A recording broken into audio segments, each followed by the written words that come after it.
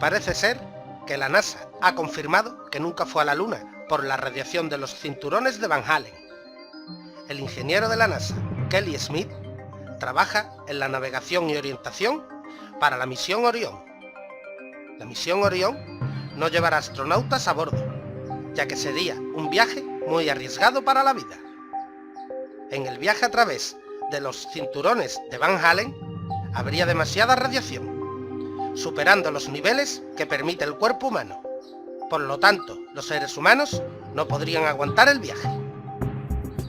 Kelly Smith dijo: tenemos que resolver estos problemas antes de enviar personas a través de esta región del espacio.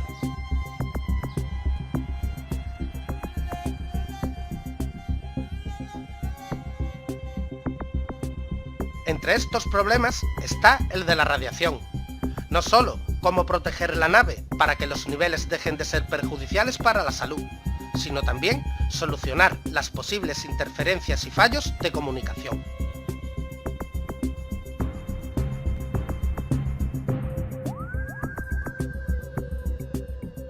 Pero se supone que ya se hizo en 1969, cuando los primeros hombres, los astronautas estadounidenses, aterrizaron en la Luna.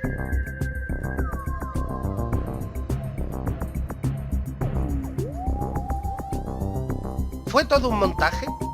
¿Ha viajado en realidad el hombre a la Luna? El ingeniero de la NASA, Kelly Smith, cuenta que al parecer no lo hizo.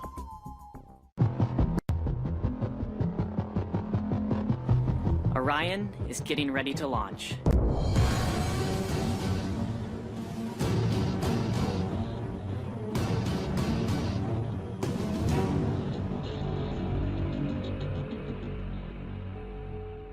My name is Kelly Smith, and I work on navigation and guidance for Orion. Orion is NASA's next-generation spacecraft.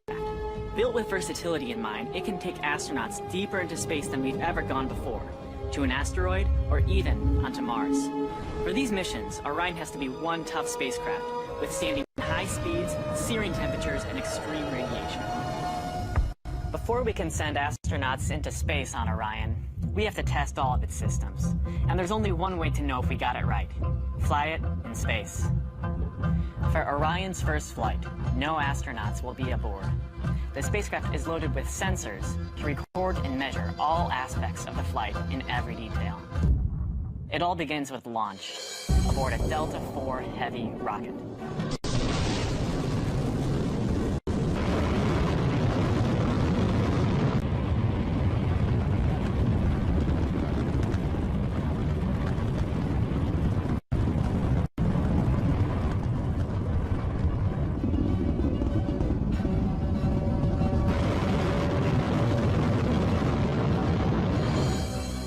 As it punches into Earth orbit, Orion will jettison its launch abort system. The abort system is a safety feature designed to pull Orion and its crew out of danger if there were a problem with the rocket during ascent. Orion's journey is just beginning. As the spacecraft and the upper stage begin their first lap around Earth, Mission Control in Houston is monitoring the progress of the flight. Orion's over 100 miles up and going about 17,000 miles per hour. Just as it passes over the Indian Ocean, we lose communication.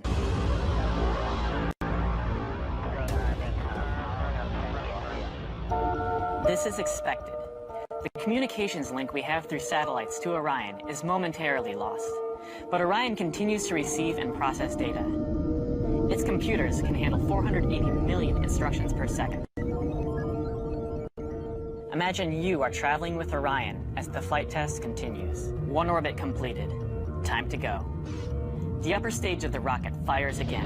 Like the setup for a roller coaster ride, this is the big climb we've been waiting for.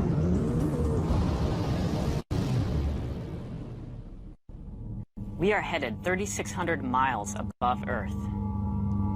15 times higher from the planet than the International Space Station.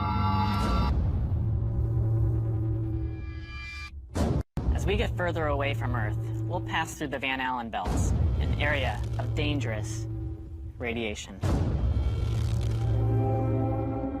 Radiation like this could harm the guidance systems, onboard computers, or other electronics on Orion. Naturally, we have to pass through this danger zone twice. Once up, and once back. But Orion has protection. Shielding will be put to the test as the vehicle cuts through the waves of radiation. Sensors aboard will record radiation levels for scientists to study. We must solve these challenges before we send people through this region of space. For this flight, it's time to head home. The upper stage of the rocket triggers separation. Orion's jets fire to turn it into the proper position to re-enter Earth's atmosphere. No matter what happens now, we're coming in. 75 miles above Earth, the spacecraft enters the atmosphere. Things happen quickly. We're now traveling more than 20,000 miles per hour. Air particles pushed out of the way heat up. An envelope of hot plasma surrounds the vehicle as it plummets towards Earth. The plasma reaches temperatures of 4,000 degrees Fahrenheit, almost twice as hot as molten lava. This may be the most dangerous part of the flight. Mission Control is monitoring all the data from the spacecraft, and then we lose communication again. No data can penetrate the plasma. Orion is on its own. Orion is inside a fireball. Onboard systems ignite jets to keep the ship pointed correctly, so the specially constructed heat shield takes the full brunt of the inferno. This is the largest heat shield of its kind ever made. Orion's computers command the spacecraft to bank like an airplane, keeping a precise path to the landing site. Even though we've slowed from 20,000 miles per hour to about 300 miles per hour, we're still traveling amazingly fast. We must slow down to safely land in the ocean. Luckily, we have parachutes. Specially designed for Orion, the parachutes help us hit the brakes, but not too quickly. One day people will be aboard, so deceleration must happen in stages to keep things comfortable for the crew. The forward bay cover jettisons.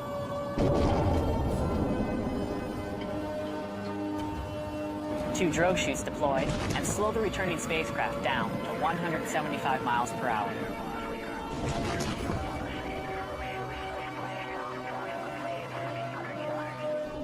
Then, the three main parachutes open.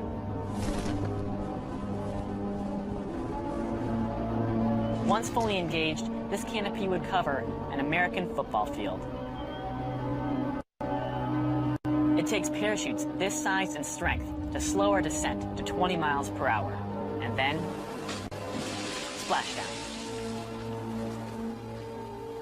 For this first flight, we won't have astronauts inside, but we still have some very precious cargo. The flight data from this mission is stored inside the Orion spacecraft. While our flight might be over, there is still a lot of work to do. Onboard sensors recorded every detail, from launch to flying in space, to re-entry to landing.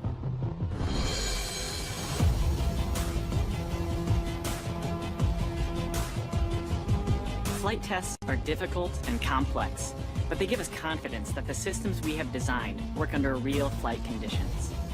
It's great to be a part of this first spaceflight for Orion, and we're looking forward to beginning a new chapter in human space exploration.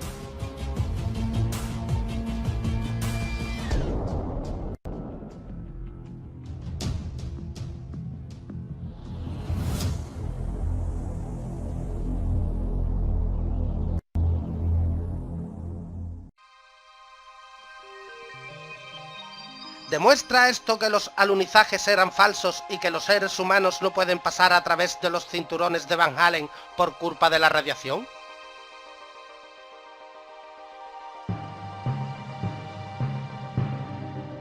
Como siempre, recordaros que aquí no tratamos de modificar su opinión sobre ningún tema. Saquen sus propias conclusiones. Creer o no es su criterio. Si les ha entretenido este vídeo, pueden darle me gusta y compartirlo en las redes sociales. Les estaría muy agradecido. También pueden encontrar esta información en planetamisterio.net.